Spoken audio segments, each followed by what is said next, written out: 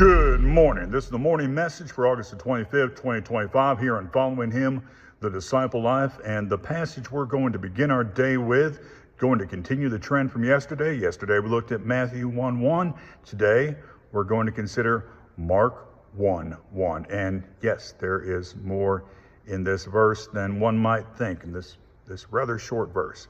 It states the beginning of the gospel of Jesus Christ, the Son of God. And what we have John Mark writing there is a pretty subversive thing.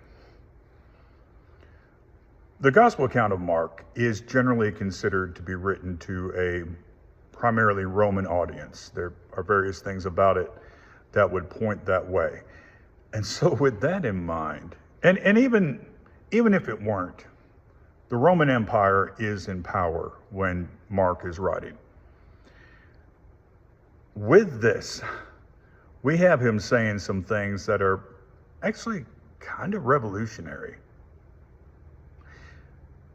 He calls this a gospel. Euangelion is the Greek term he uses there.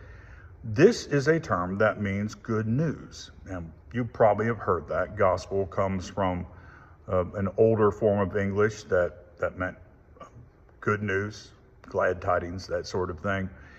Good message. But this is a term that you would use for something like the birth of an emperor. In fact, we do have where this word, the Greek word for gospel, was used to talk about the birth, interestingly enough, of Caesar Augustus. You know, the emperor that was in power when Jesus was born. And not only that, calling him Christ, well, you know, we see that, and unfortunately, some people, I think, still think this is Jesus' last name. This is not Jesus' last name. Technically, if he had a last name, even though he wasn't his biological son, he would have been Bar Yosef, or the son of Joseph, would essentially been his last name. But this is a title. This is a title. And it means, in the original language, and Messiah means the same thing, it means anointed one. This is a title that one would use for somebody in an anointed position, like a position where they might literally or figuratively be anointed, such as a king. In fact, in the Old Testament, that is one of the uses that we have for the idea of being anointed, that they anointed kings.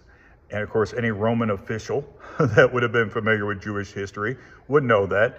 And this was something that there were other cultures that had anointed ones as well. So that statement, subversive. But then Son of God. Son of God.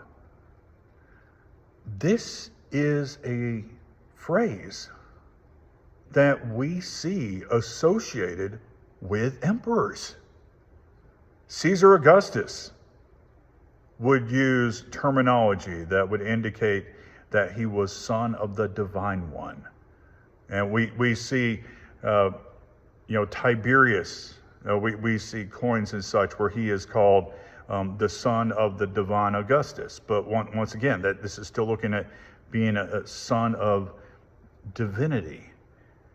And we would see the same Greek words used on like certain inscriptions and such, that sometimes the Romans would do things in Greek. And we'll see on coinage and things, we'll see the same Greek words used to refer to emperors that we do here, where Mark is referring to Jesus. See, Jesus, while not the revolutionary that some might want him to be, because everybody tries to co-opt him for their cause, and Jesus is not going to be co-opted for your cause. He has his cause, and that's all he's concerned with. But he was revolutionary. His message was a type of subversion.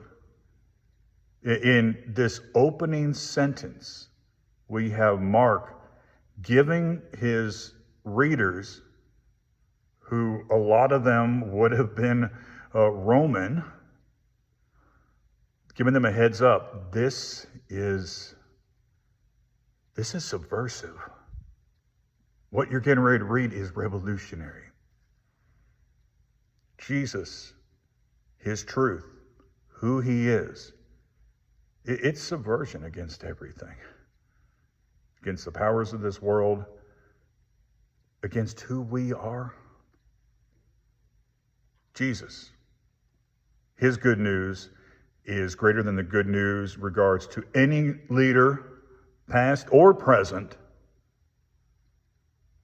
And while some might feel like or think that they are divine, he is the true Son of God. Thank you for being with me this morning. Lord willing, hope to talk at you tomorrow morning, and shalom.